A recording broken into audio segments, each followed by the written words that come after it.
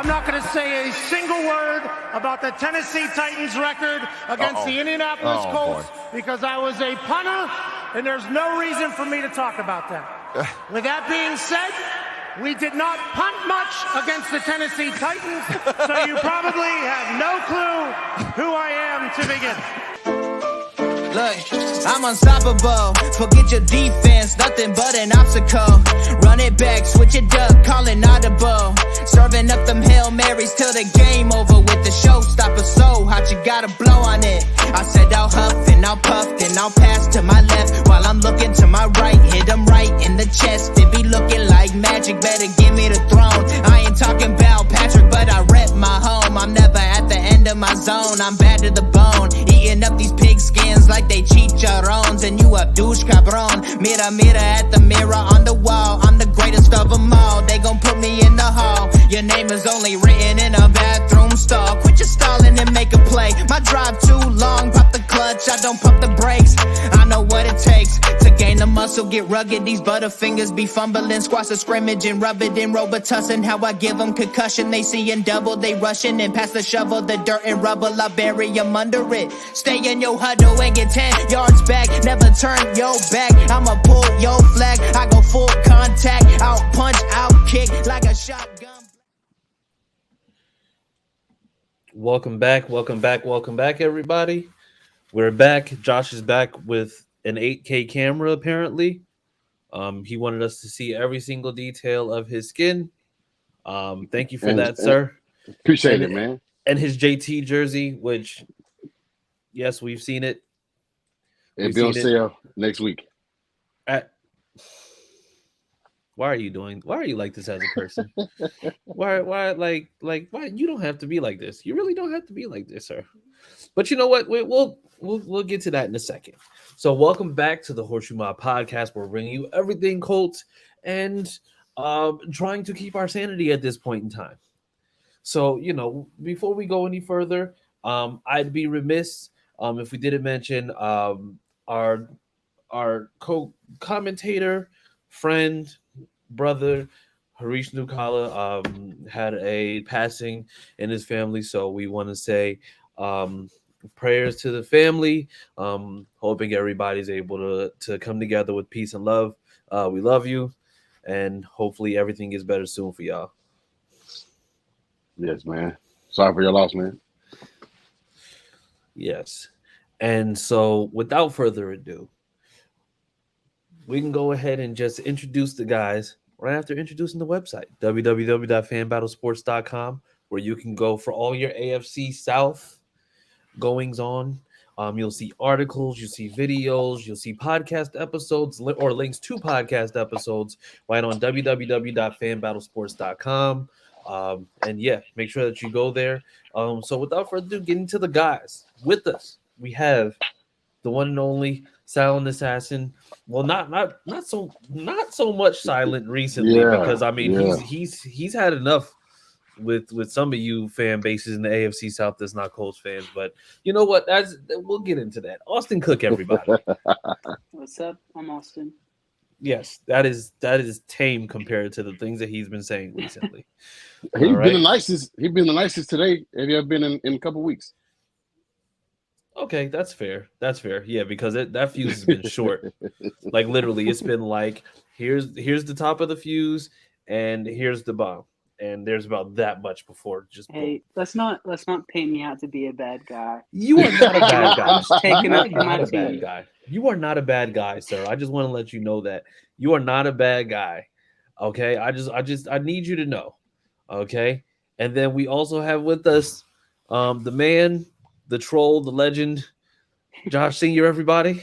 Oh no! You way too nice. You're way too nice. You're way too nice.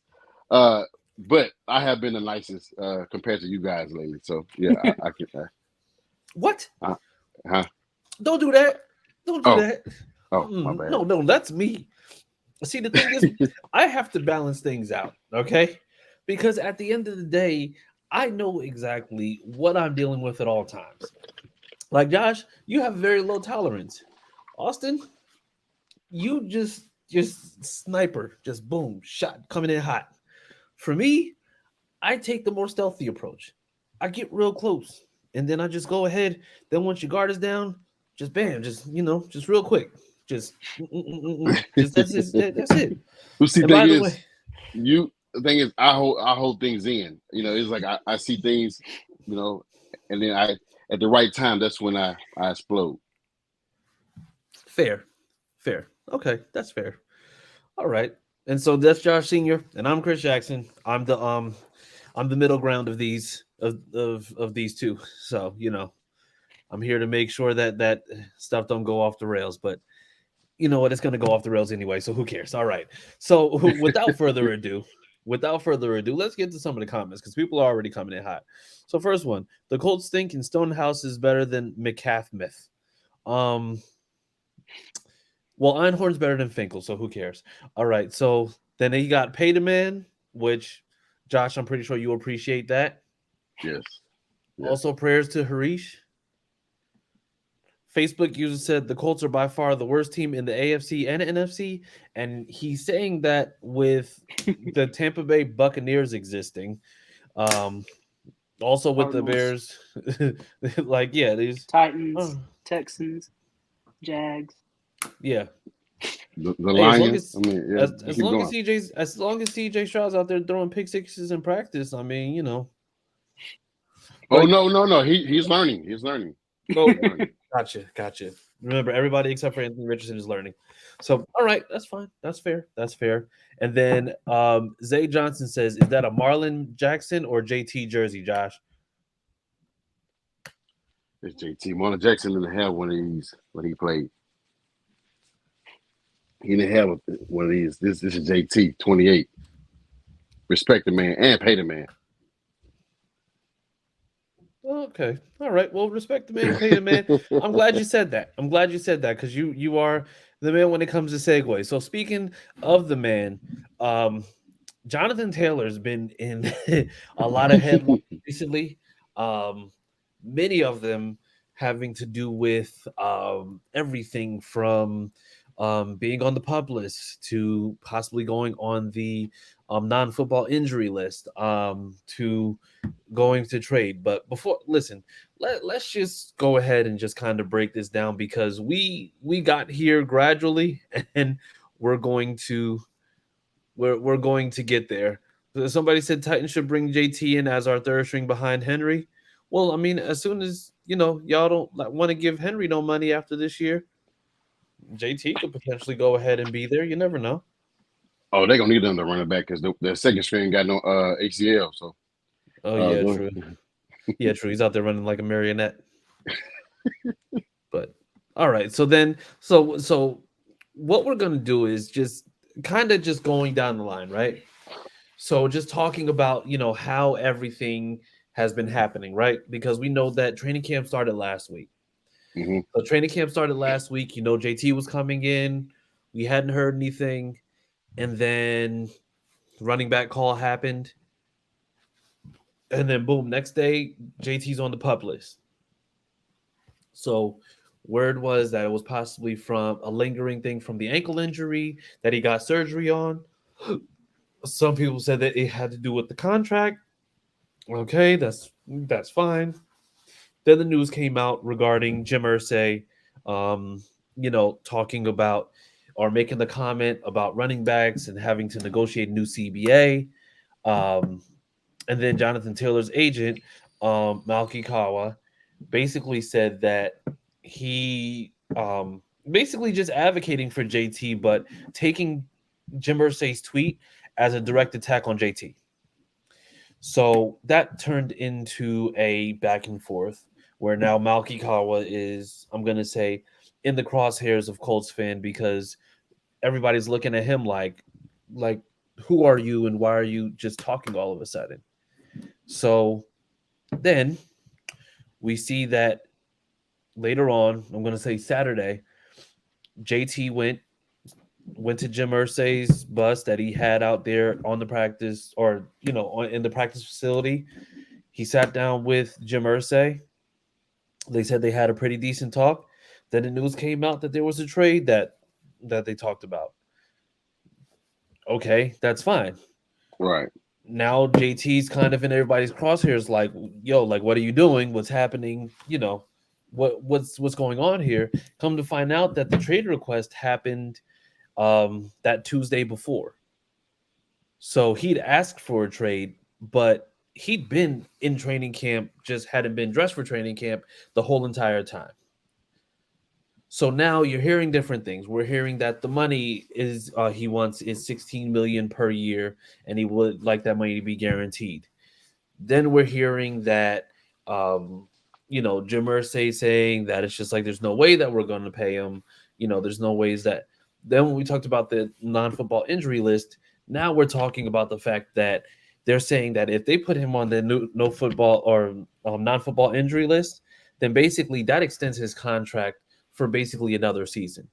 That means that it basically takes away a year of eligibility, basically redshirts him for this year and just takes away that time. Right. So my question is, with everything that we've been seeing, we heard Jonathan Taylor say different things back in April. He was happy, he was content. He said, "You know what? I'm signed up for 4 years. I'm going to be playing. I put the pen to the paper, basically fully accountable." Yeah. Now, just speaking on JT, because we're going to talk about Irsay and JT's agent after this, but how is it possible for there to be such a shift, not just in attitude, but just in wanting to say, you know what, I want out of here to get to where we are now? Because it's only been it was only 3 months before we started hearing about this. So it's like, how did we get to this point from April? He changed agents since then. When he said it on April 19th, that he's all in and that, he, like you said, he put pen to paper, he signed, what he signed up for. He's planning to play out the year and hope for a contract the next year.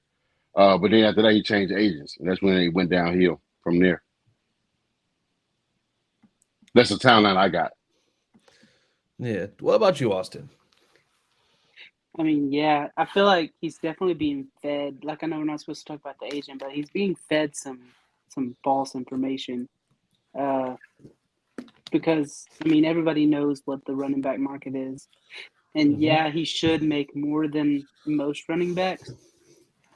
But he's definitely being fed some wrong information. And just, like, he shouldn't have made that big of a turn. Being from wanting to be a Colt for life to being asking for a trade request is just huge in a matter of months. Yeah.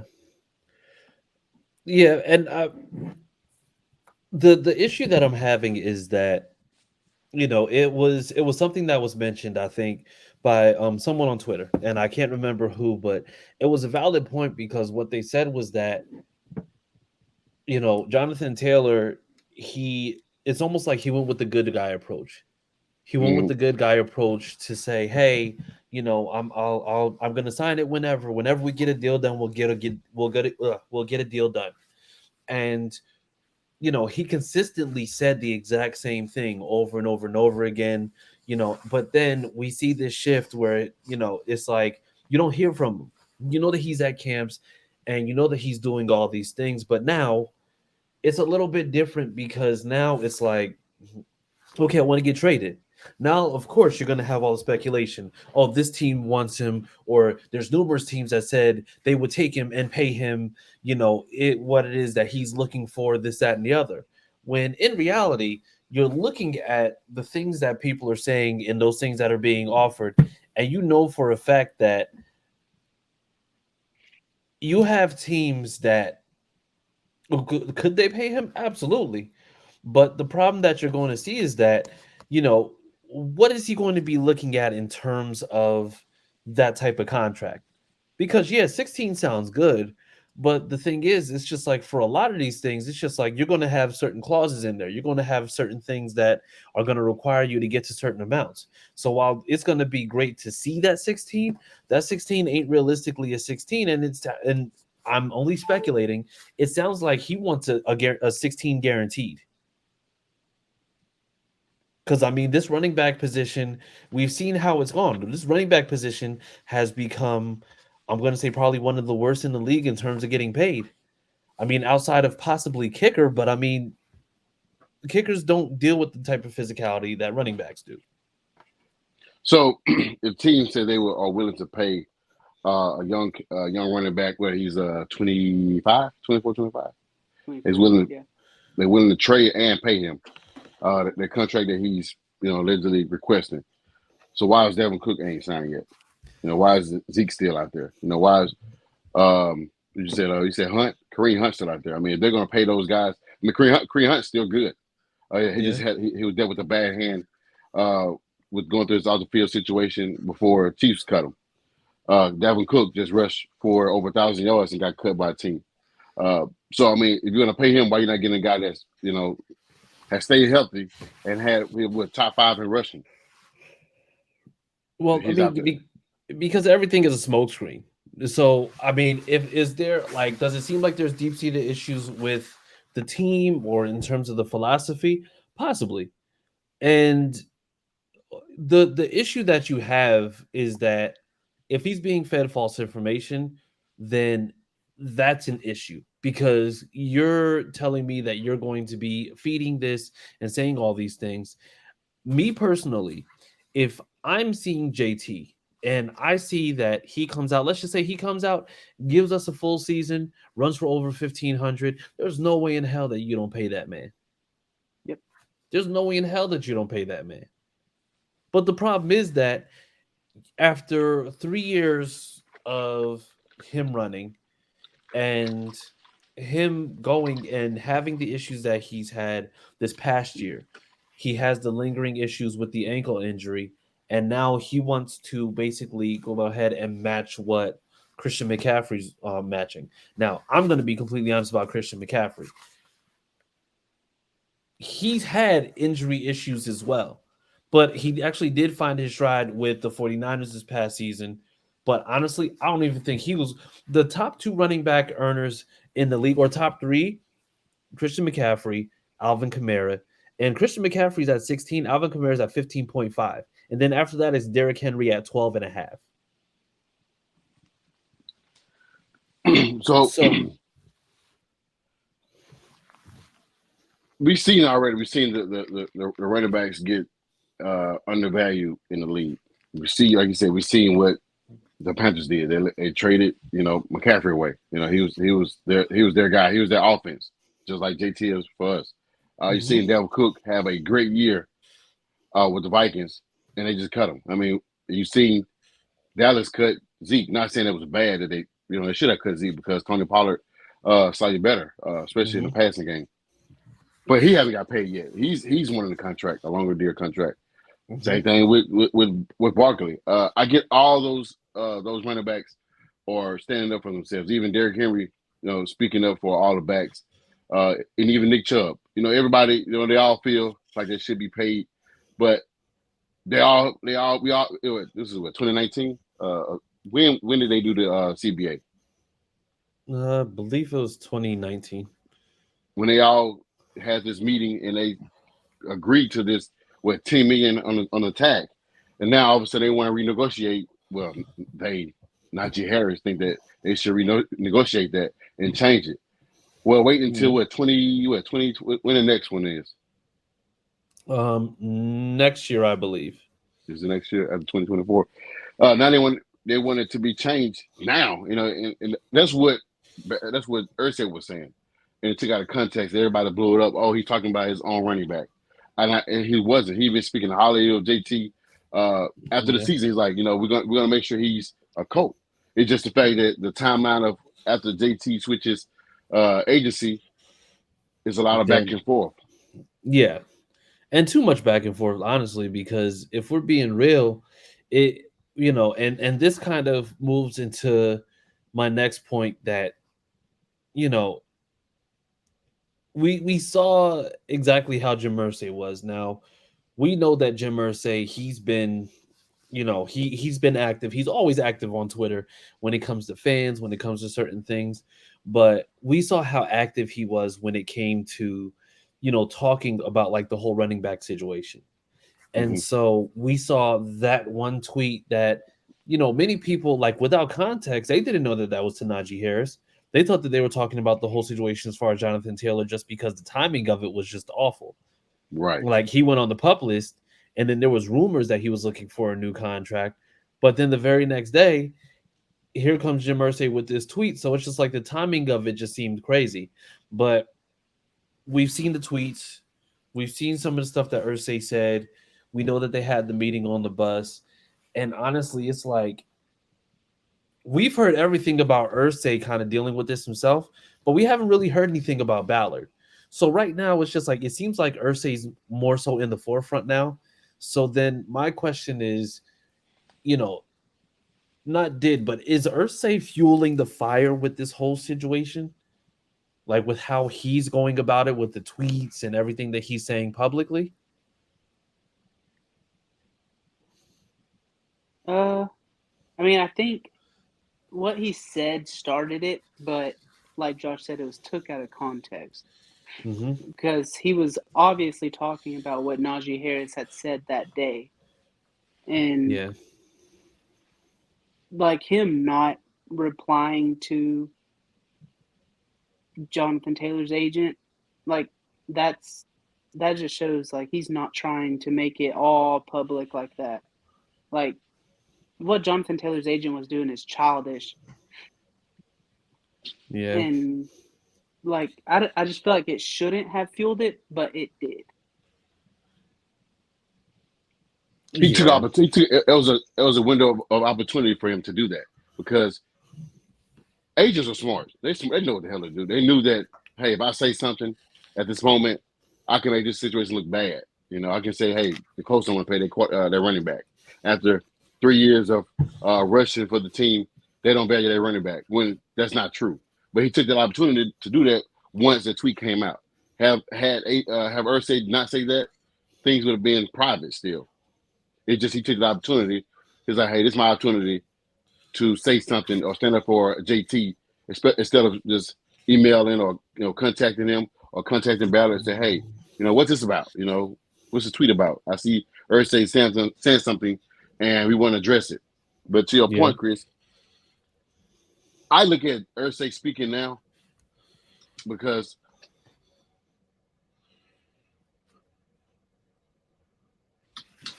I see him speaking up because over the past couple of years, the Colts have been losing, had bad losses, been drafting, but we drafted a quarterback at 4. He just tired of losing. I don't think Ballard could get us out of his hole, so he had to speak up for his team.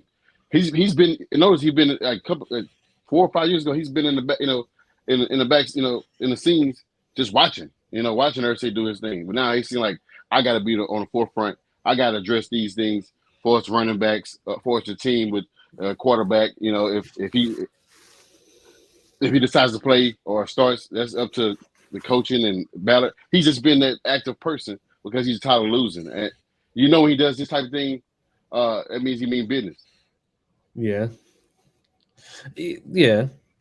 I mean, it's a tough thing, especially now, because you want to be able to say, well, you know what?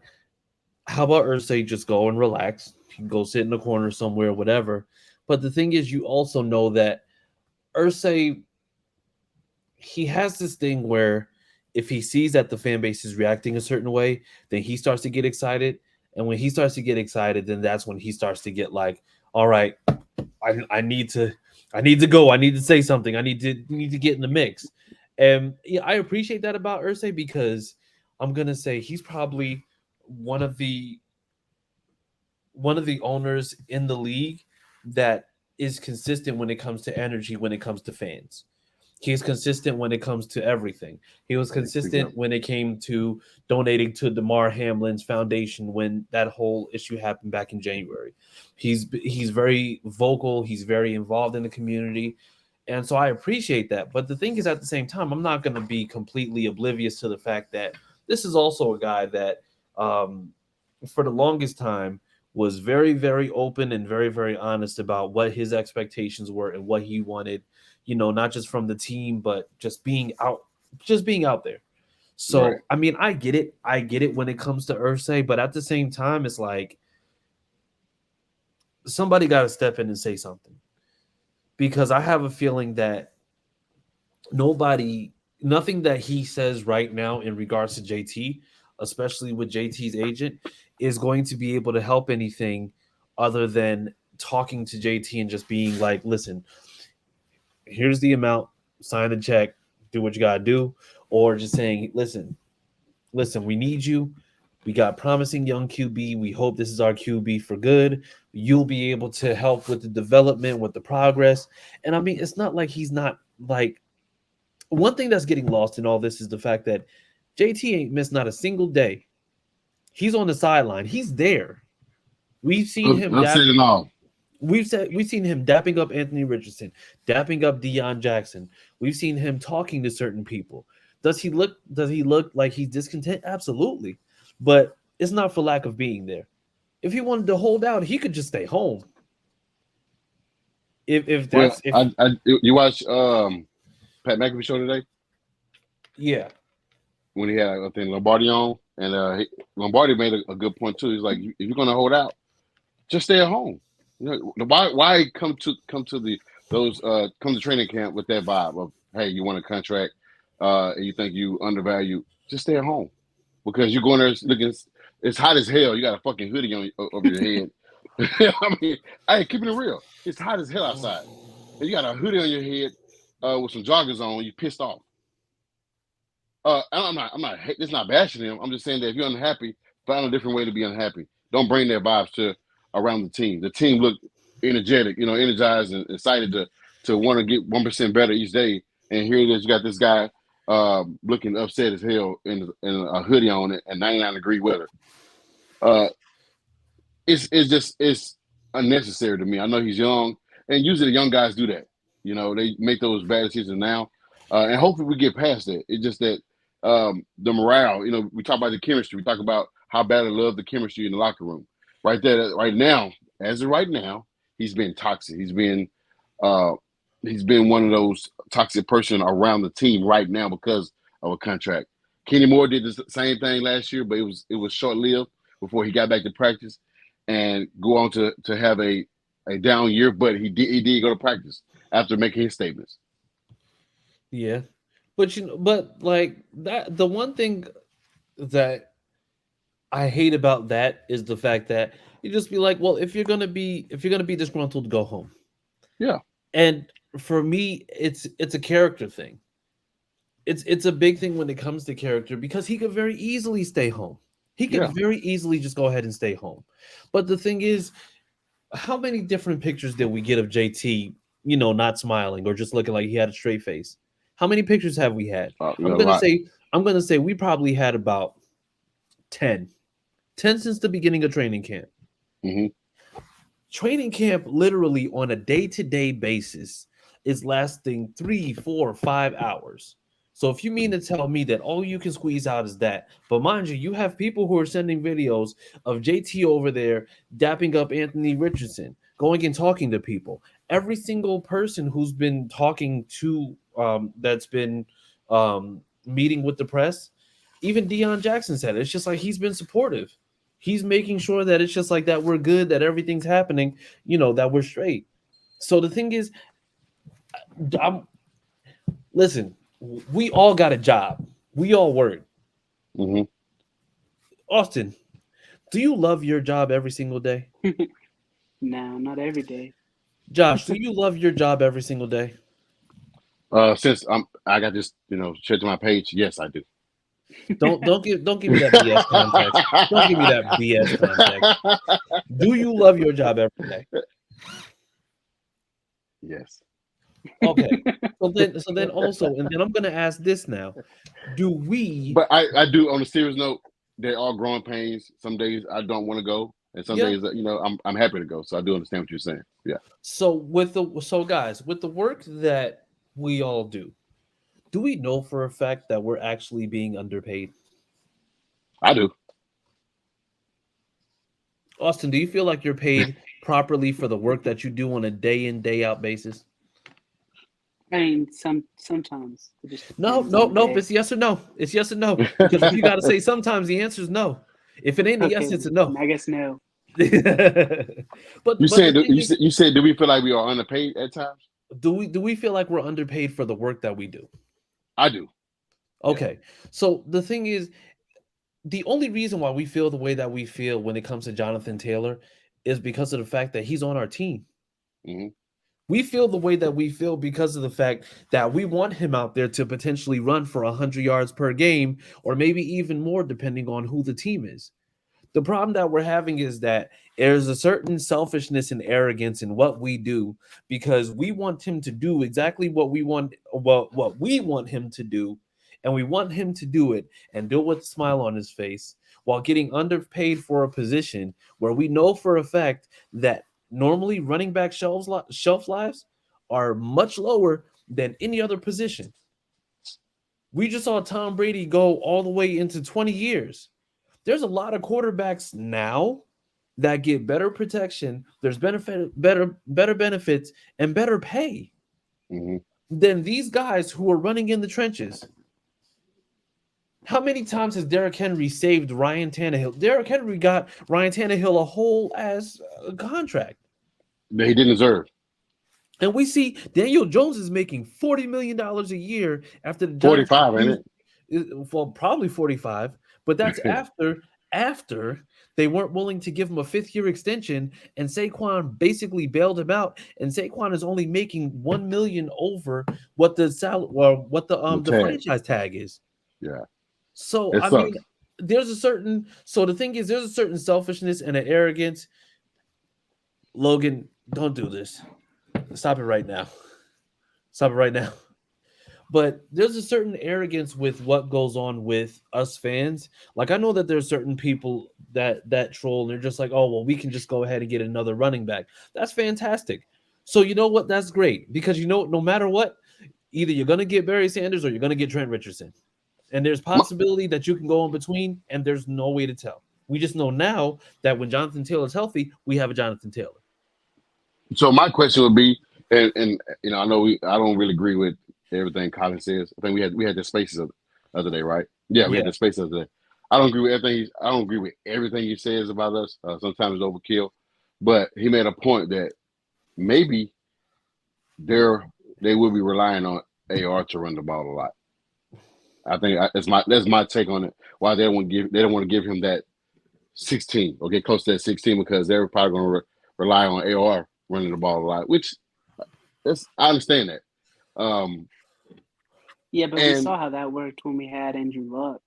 Andrew Luck ran the ball, and he got hit and hit and hit. His spleen exploded. Yes. We don't want our new quarterback to just go out there and run it every play. Like, yeah, it'll be great when he does run it because he's huge. He's going to be hard to tackle because he's also fast. Well, but we don't need that every play. Well, not every play, but he's going to take about maybe 20% of those carries from him. So because usually he get about 25 carries a game.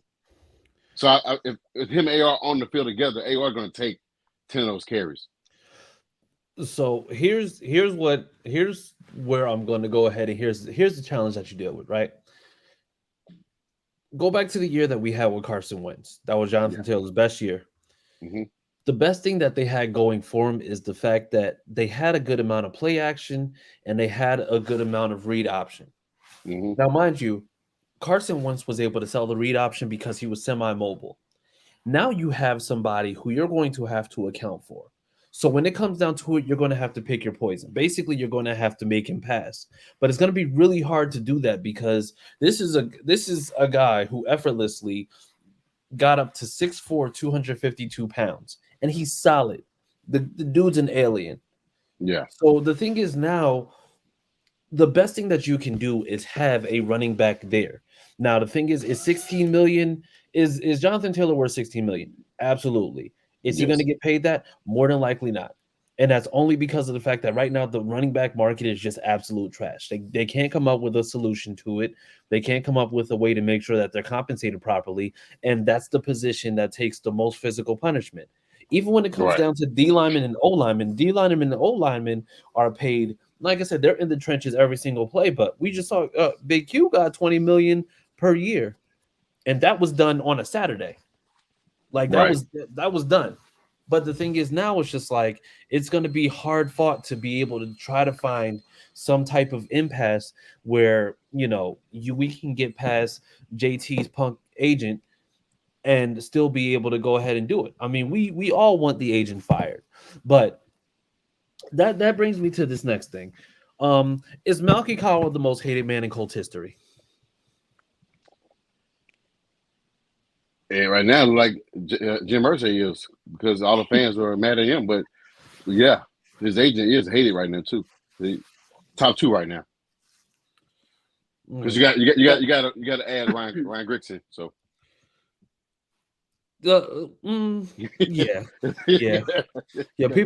people. I still haven't forgiven Grigson. You want to know how I know that Malky Cowell is probably like the most hated person in Colts history?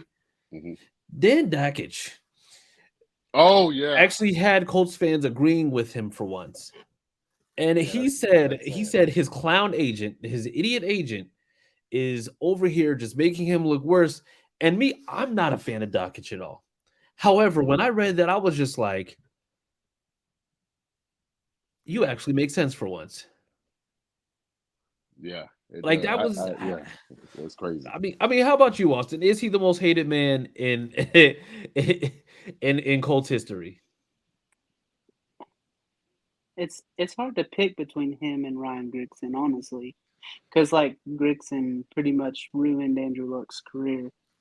Yeah. So I mean, can we really forgive him? But we can get rid of Malky if JT just fires him. And if we re-sign him, then he didn't do as much damage as Grigson did. But it's close. I think I put Grigson a little bit above him though. Yeah, it's a long list. I mean, hell, do you want to add 30 seconds of Josh McDaniels? Because it was a hot 30 seconds. He was a head coach before he said no. That was a lot of other things too, because remember, it's just like that he had a whole entire staff hired, and then he ended up leaving the whole entire staff like yeah. All right, what are we gonna do now? It's a lot of hated people right now, man, in our organization. Yeah. Matt Pryor, Julian Davenport, so we don't like him. But we certainly don't hate him. Like we're just like, yeah, Matt Pryor is just kind of like a one-off. Matt Pryor is like an ex-girlfriend that you're like, yeah, I can see me and you never getting together. I wish you the best, but just not here. Like that's where that stands. So yeah, no, absolutely not. So then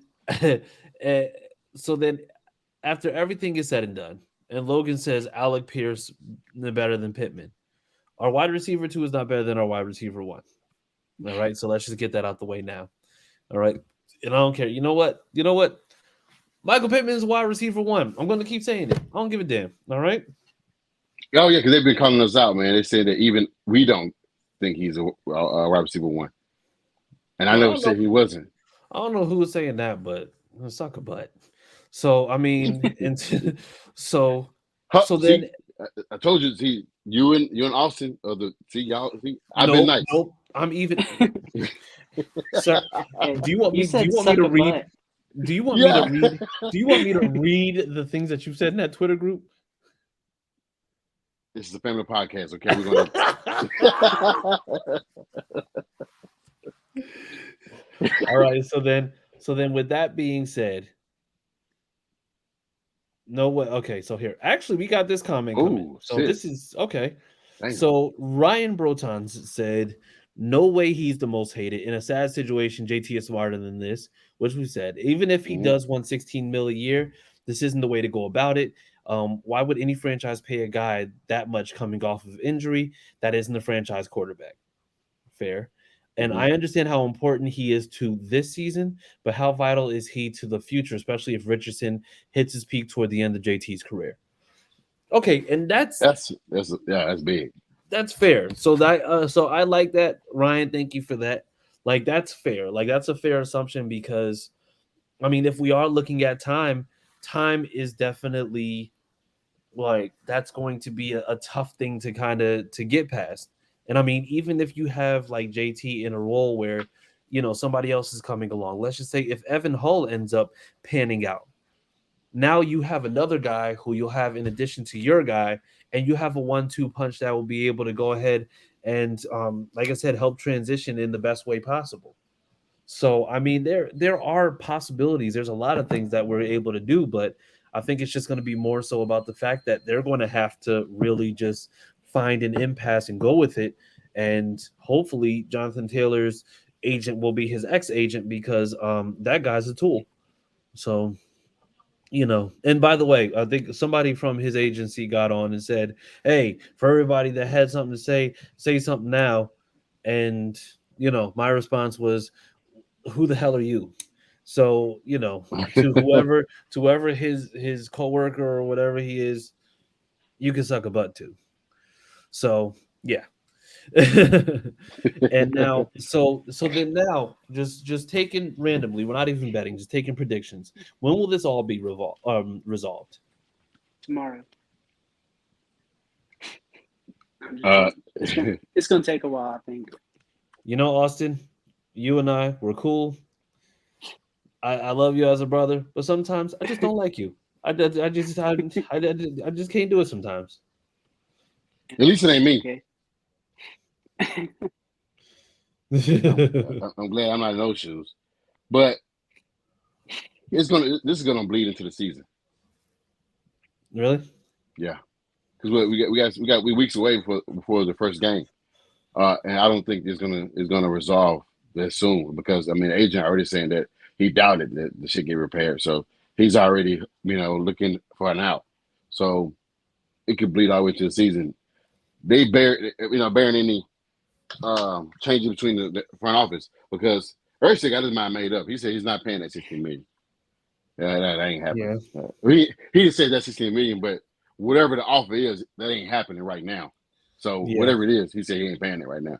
But he did say that, we all talk about how he's coked up or he on drugs or he's doing this again, whatever, he relapse. But the guy got some sense. When it comes down to money, shit, he might be the smartest man in the world when it comes down to money. And he's making sure that he keep. I ain't gonna say keep it. It's the fact that he makes sense. He makes sense. I'm not gonna pay you right now. I'm going to pay you. He said, I'm going to pay you. It ain't about the injury thing. I don't think they're not paying him because he got injured. It's the fact that your contract is not up, man. We have paid all our guys. Exactly. Yeah, they didn't pay Marshall Paul. They didn't pay Adrian James. Okay, cool. We can't use that right now. We can't use that. He also said that when Peyton Manning was in the league as rookie, he had a running back surrounded him. So he's talking about JT. So he's gonna pay him. So I don't know why his agent is just sticking his foot in his mouth right now because he's gonna cost his client the bag. Yeah, he's gonna cost him. cost him more than he's going to make him. Yeah, he's going to cost him the back. So, and people are saying why Ballard not saying that. I think Ballard probably feels the same damn way. Ballard cheap any goddamn way. So I don't think he need to talk at all because he's fucking Ben Ballard. So, and I think he agrees with Irsay. So, I think that once they, the agent, both sides continue talking, if they do talk at all, it might bleed through the season. I mean, I don't think he'll hold out. I don't think he'll hold out. I think he'll play. Because holding out is going to cost him more than anything else. Yeah, and he may cost us a game or two because he's pissed off. But are we looking at a division this year? Are we looking at Super Bowl this year? If he costs us something, he's only helping us out and hurt himself. We're winning the Super Bowl. What do you mean? I mean, we all right. Puppy breaks there, Austin. You're getting too crazy. Too crazy. I'm only proving my point that I'm the nicest guy. I'm the nicest guy. I'm proving my point today. No, that wasn't mean. It was just terribly unrealistic. All right. So Austin, you said tomorrow. Josh says this is going to bleed into the season. I'm going to say this is before preseason week 3. This will all be sorted out. So 2 weeks. I give it 2 weeks. So you're saying that he's going to fire his agent because I think his agent's going to change shut the fuck up and change his mind and temper his expectations of a contract. So you know what? I think a deal gets done without the agent. I just think that JT just stops getting bad advice from a guy who's clearly giving him bad advice. He don't see it right now. He's a young guy looking at money. He don't see it right now. It's going to take a lot of people from coach organization and people like family members, and probably other people reaching out. It may be, Adrian James might reach out to him. Look, man, I've been through the same thing. Look, coach didn't offer me a contract after my second contract. So I understand that, but it's not the right way to do it, man. Go out there and show the team that you can ball out and earn that contract. And if you earn it, they're going to pay you. Yeah, but you know what? But there's a big difference between Edgerrin and how this thing's going with JT. Edgerrin was on a 7-year deal. Well, I'm just saying, like after that contract was up, they didn't offer him the deal that he wanted, so he went to Arizona to get it. But I agree with what you're saying. Yeah, he was on a 7-year cheap deal, actually. Yeah. So it's like I get the Edgerrin example, but it's also a terrible example because even then, Edgerrin was secured for 7 years. Marshall Faulk then. Huh? Marshall Faulk. What about that one? That's an example too, because he didn't. I don't think he played out his rookie contract with the Colts before he got traded to the Rams. Because it's just like because they got what they got for him, and apparently it worked for the Rams, but at the same time, it's just like they knew what they had in Peyton Manning. So the thing is, it's just like that you have somebody coming up in that case. I just think it's a very, very different thing because you know what you're getting with the Peyton Manning. Yeah. You don't necessarily know the same thing when you come with the Anthony Richardson. You knew that when you had Peyton Manning, you were going to be transitioning into being a pass first team. You didn't necessarily need a running back, but you got a running back because you know what? You just got somebody to go ahead and help back there. But the difference now is that you have somebody like Anthony Richardson who is no way in any way, shape, or form the same archetype as Peyton Manning was, because Peyton Manning was a pocket quarterback through and through, and that's just what that was. He was a damn nerd. But with this, fair. He studied the game. He actually studied it. Yeah.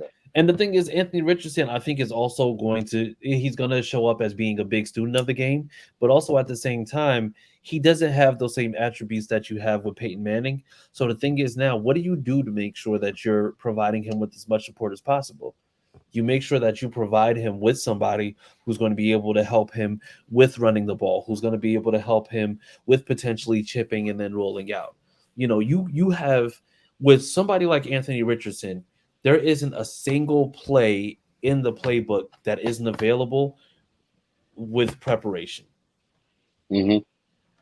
Because let me tell you, even now, everybody that you know is trending towards being mobile, having a strong arm, being able to do ABC all the way down to X, Y, and Z. But you do want to make sure that you have help with that. I think the one thing that we're going to look at, especially now, I mean, Pat Mahomes is just a unicorn, so that's just who he is. But the thing is, look at somebody like Josh Allen. He has the arm, he can throw, he can do that. But guess what? Who's the best person who runs the ball best on his team? He does. Him. Who? Josh Allen.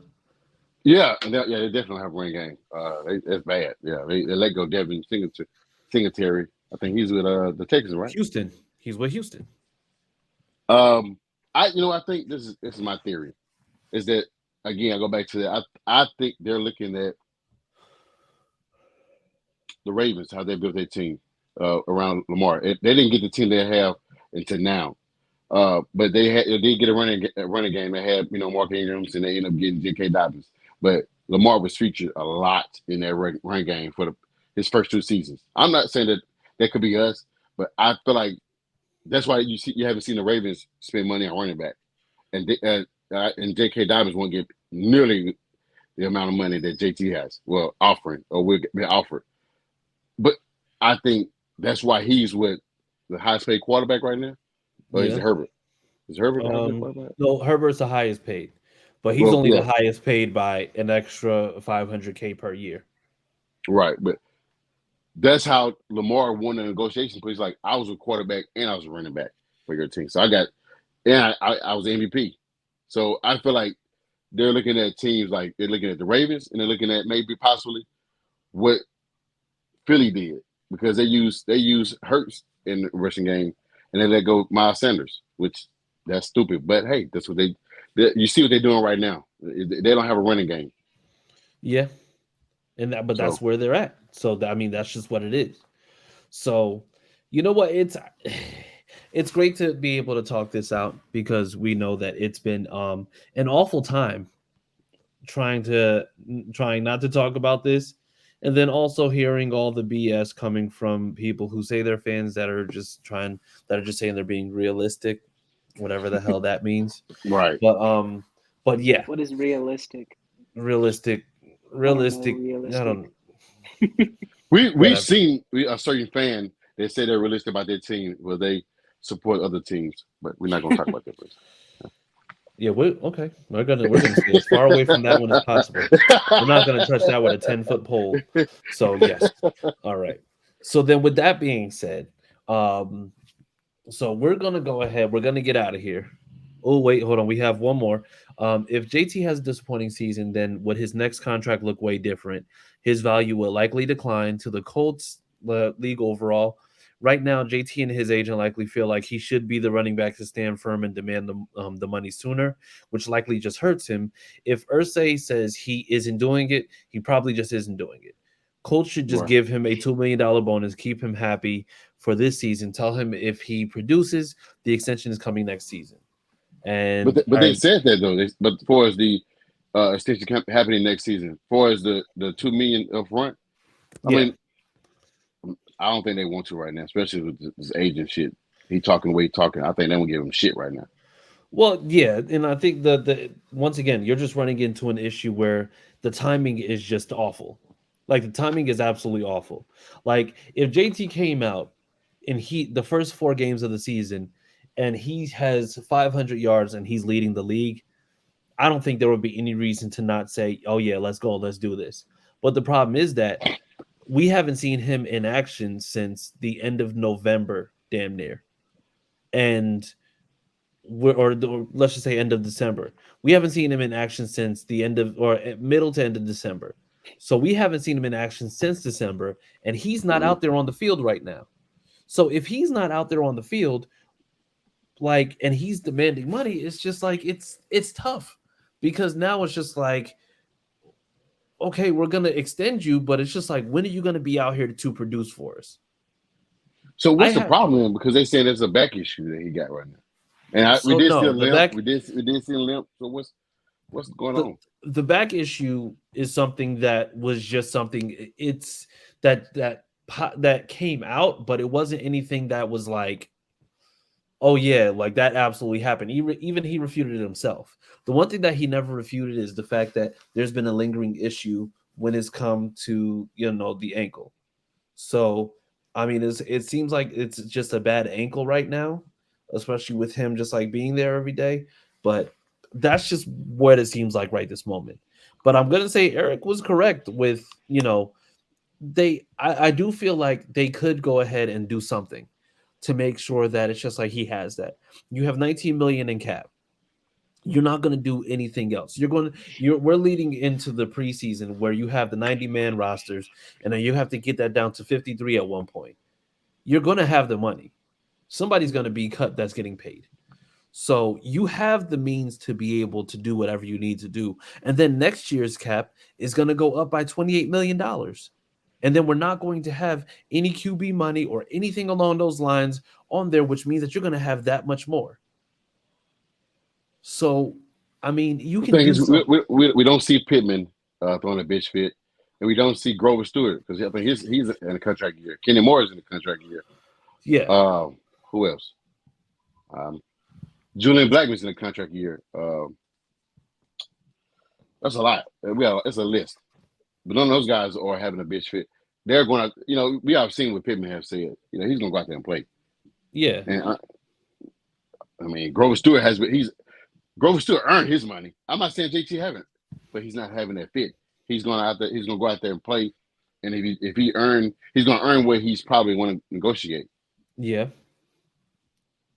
Yep. He's going to earn it. He's going to, and I have no doubt in my mind that like JT is absolutely going to do so. But as of right now, he's hurting his case more than he's helping it. So I mean that's pretty much just where they're at right now. Like he's gonna have to just prove it, and he's gonna have to show up. And it sucks because I love JT, but at the same time, it's just like he's hurting himself with all this BS. But I stand with JT, and that's fine. And I'm there with you. I understand. I want him to get signed, get paid, all that great stuff. So yes, I think we're all kind of on the same page when it comes down to it. Just want them to figure it out so that we can stop going through all this turmoil in the off season. Because I'm really sick and tired of dealing with turmoil in the off season. There's always injuries. There's always some drama surrounding the team, like it was last year. Injuries and drama with Kenny Moore. It's every year. It seems like now. Yeah. So you know what? Like I said, hopefully it's all done soon. But before we go. Special announcement. So the Horseshoe Mob will be live next week. Only difference is we will actually be live with Megan Hall over on Hall About Sports. You can go to hallaboutsports.com, or you can go to Twitter where she has a link for Hall About Sports. We'll be live there talking Colts news, talking with some other things. Like I said, just everybody just talking all that great content that you're looking for. So we'll be there next week at, I believe, 9 o'clock Eastern time. 9 o'clock Eastern, 8 o'clock Central. So, yes, we will be live and we will be there. So make sure that you're tuning in. And also, there were some things that were said. Wait, hold on. Basically, what Barkley got, a bonus with the promise. His agent needs to shut up, and he's not going to outfeud Irsay. Fact. And then it's just like, this sounds an awful lot like Le'Veon Bell fiasco. Hopefully not, because that ended terribly. Le'Veon didn't fulfill his contract. He ended up spending a year out, and now he's making terrible music and having to get on boxing matches. So, yes. So, and by the way, so Sam from the AFC South fan battle, sometimes on the Jaguar. She had some things to say about the Colts not being able to beat the Jags. And, I just feel like there's certain things that need to be said only because of the fact that we do need to go ahead and cover this. So Sam has a poster of Jalen Ramsey on her wall. She actually let it slip. And she's had that poster ever since Jalen Ramsey was actually still in Jacksonville. And why? Because she loves Jalen Ramsey. Also, just to let you know, Sam, unlike other Jags fans, believes that Miles Jack knee was down in the AFC Championship in 2018. So I knew it. Let's go ahead, or whenever that playoff run was, who knows? But also, I just want to let you know, Sam likes Nickelback. She loves Nickelback. She didn't want to tell anybody. Sam loves Nickelback. That's what she loves. But you know what? We're gonna go and we're gonna leave Sam alone because at the end of the day, no matter what happens, nothing's gonna change the fact that she loves Jalen Ramsey. She cried when he got hurt the other day. But then she stopped crying when she heard that it was nothing serious and that he'd be back because she said, what am I going to do without my favorite player? And we say, you know what? You don't even have to worry about that because he'll be back sooner than you know. Yeah, in December, ain't it? No, he's going to be back before that. Oh, he's going to be back possibly in October. You want to know how I know? She told you. Exactly. All right. So then with that being said, guys, where can the people find you on social media? Where can the people find you other than in groups roasting people? Yeah, you can find me on Twitter at CookieAustin2. All right. Josh, what about you? You can find me on Twitter. You can find me on X at Fisher Senior. Sorry. X. Stupid name. Stupid name. It's so stupid. Elon Musk is such a oh my god. Such a dork. But yes, go ahead, Josh. I'm sorry. You can find me on X at Official Josh Senior. Jesus. You can find me on the app formerly known as Twitter at CJ Colts fan because X is so stupid. Like it's the dumbest thing ever. But you know what, people? Have a great night. Sam loves Jalen Ramsey, but you knew that already. So yeah, have a great night, y'all. Stupid app. That's a stupid